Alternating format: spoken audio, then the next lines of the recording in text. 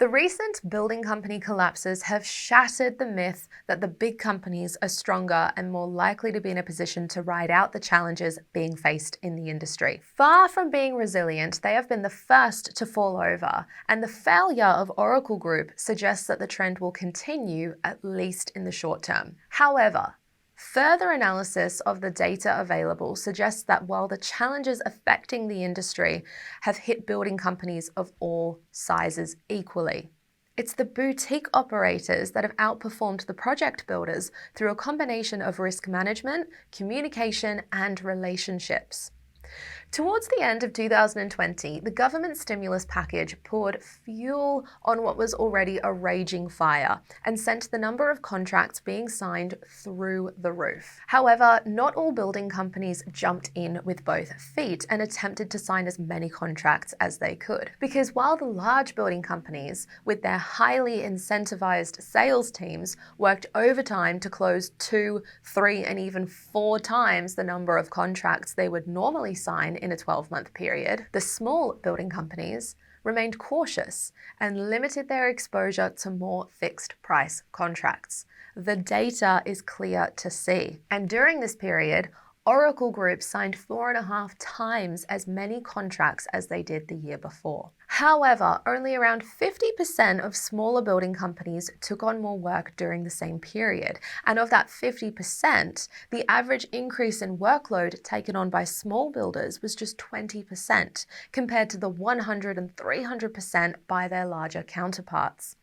The additional contracts, which were all fixed price contracts, exposed the bigger companies to enormous risk. By mid-2021, it became very clear to everyone in the industry that any contracts that had been signed more than 90 days prior were no longer profitable. Increases in the price of timber and steel had wiped out what little net profit had been initially added to those contracts, rendering them no longer viable to proceed with. It was from this point forward that building companies needed to be repricing any contract that had not commenced construction in order to establish a revised contract value. Whether the large building companies invested time to do this is unknown. However, what we do know is that they failed at the next step. Hearing that the fixed price contract you signed with a building company can no longer be executed is not something any consumer would be happy to hear. However, directors of building companies have a legal obligation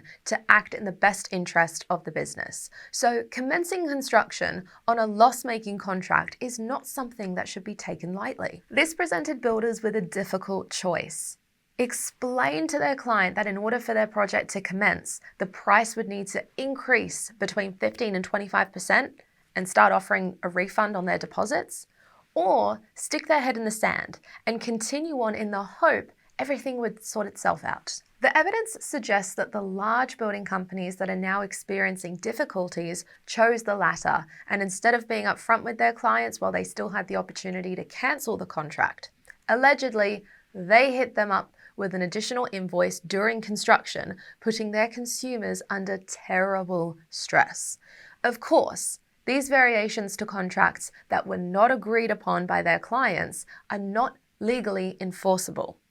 However, there is always the possibility that some clients will pay, and even if they don't, the variation still effectively adds equity to the building company, which would be desperately needed in order to get their building license renewed. Yes, large building companies are solvent and are paying their subcontractors and suppliers on time. But do they have negative equity due to the huge losses incurred on the contracts they failed to negotiate? If they do, then they won't be able to get their license renewed regardless of how much positive cash flow they have, unless they can negotiate a government bailout. Towards the end of 2020, it became clear that the massive surge in demand created by so many contracts being signed would put a massive strain on the subcontractors in the industry.